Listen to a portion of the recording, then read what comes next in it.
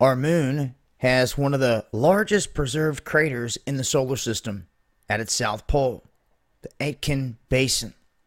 This is located on the far side of the satellite, and it has been the spot of many investigations, and a lot of orbiters have gone around here, even the Chinese lander, studying this region.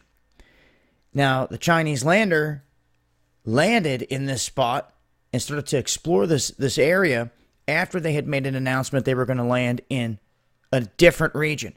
They shifted all this live while they were showing the world their approach of the moon. Then all the cameras shifted off. Sometime later, they had released these images that looked like the base of glass walls or something on the moon. And this is very interesting because this matched what was released back in the 70s and 80s of images that were zoomed in on the moon that had showed the same thing. Plus, the moon is covered in a substance that is like broken glass. Shards of it, crystalline, everywhere. Jim Marrs had talked about this in great detail, and others. Now, they're saying that this spot on the backside of the moon, the dark side of the moon, is 186 miles in depth. It is solid. It is a pure mass. And they're saying they think that it came from an asteroid impact. Now, if you forgot or you did not know, NASA, that is full of deception. And just because NASA's involved here and they are full of deception doesn't mean you just turn a cheek and ignore all this. That's ignorant. So what they've done here is they've sent people down rabbit holes, like their flat square psyops and all this other stuff, to keep people away from even wanting to search and explore anything out there. The reality is that on some of the missions where they had launched stuff at the moon, whether they landed there or not, they definitely crashed things into the moon. This has been observed by many different people. It's been caught on film, and the repercussions have been picked up by different instruments. Like when they slammed a capsule into the moon. They didn't do it once, they did it twice.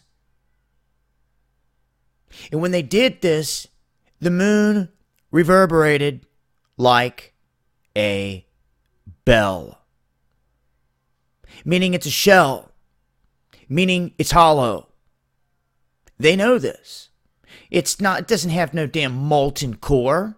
No, it does not. They know this.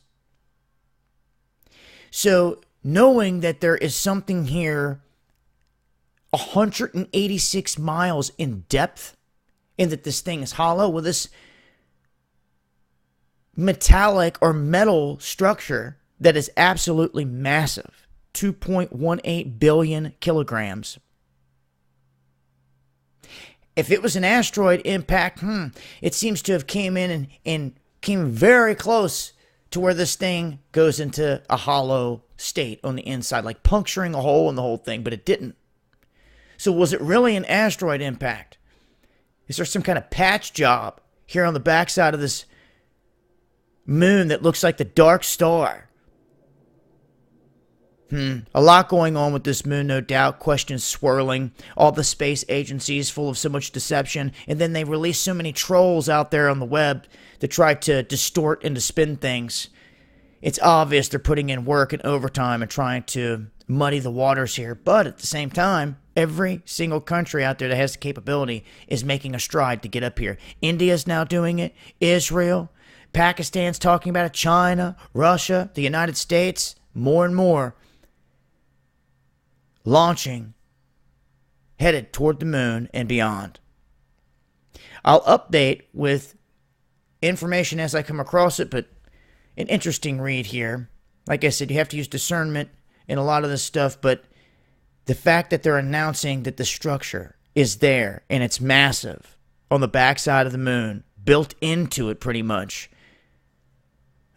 raises questions, amongst other things. But I'll leave a link, Eyes to the Skies. Make sure to follow me on Twitter for more and also on DLive for exclusive content and live streams.